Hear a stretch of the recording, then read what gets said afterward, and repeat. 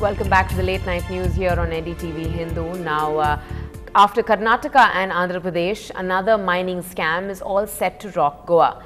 The Public Accounts Committee of Goa, headed by opposition leader Manohar Parrikar, has indicted Goa Chief Minister Digambar Kamath and several ministers in his report.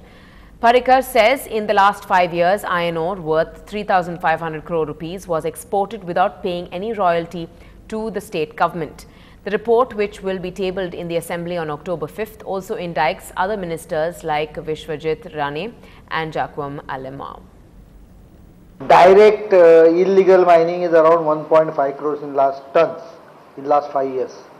And if you ask me the worth of it, it is more than 3,000 to 4,000 crores. This is direct, blatant, non-royalty paid illegal mining. But I can name Vishwajit Rane.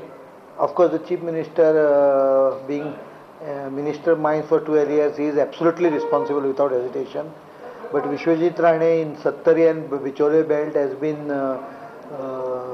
heavily involved in this kind of activity. Karnataka banned iron ore mining from Karnataka. So the people have been purchasing or smuggling, I may use the word, iron ore illegally from Karnataka to Andhra Pradesh, Karnataka to Goa, sometimes as if it's a legitimate mineral for consuming, sometimes without permits, like that, you know.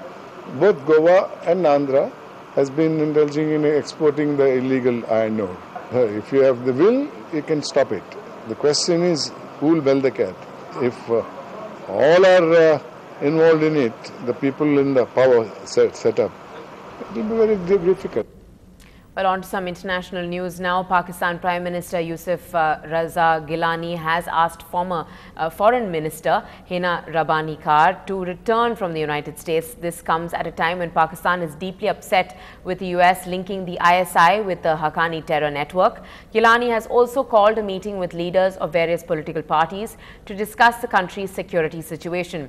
The Foreign Minister has been called back to attend that very meeting. Meanwhile, the Pakistani Army Chief General Kayani has met his top commanders. Pakistan is upset with the remarks made by the US, and Foreign Minister Hina Rabbani had told NDTV, by making such statements, the US risks losing an important ally in the war against terror. Thing which is said about an ally, about a partner publicly, to recriminate it, to humiliate it, is not acceptable. You will lose an ally. You cannot afford to alienate Pakistan. You cannot afford to alienate the Pakistani people. If you are choosing to do so, and if they are choosing to do so, it will be at their own cost. Over to news from Russia now, and its Prime Minister Vladimir Putin has ended months of speculation and has announced that he will run for president next March. It can open the way for him to stay in power for 12 more years. Putin and President Dmitry Medvedev have ruled in a power tandem since Putin was forced by the constitution to yield the presidency in 2008 after serving a maximum 2 consecutive terms. Over to the world of sport now, and just to put things into context when it comes to the controversial book recently being the talking point, it's not just Shoaib. It's not that Shoaib has really attacked Sachin in his book. In fact, he has heaped a lot of praise on the little master, though he does say that Sachin was not a match winner before the likes of Yuvraj and Sehwag came along.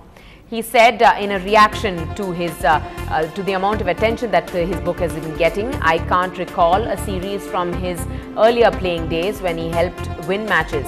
But now with the help of Sehwag, Yuvraj, Gambhir and Kohli and others, he wins matches. He bats beautifully. Now he's a complete batsman. Please don't get me wrong. I think he was always a great batsman, if not the greatest in the world. To me, however, winning is everything. Initially, when I bowled to Sachin, I found these qualities missing. He lacked the ability to finish a game, but in the last 3 years, I can see that he's changed his game completely. Well, with that update from Shoaib Akhtar, we end this bulletin. Thanks so much for watching and good night.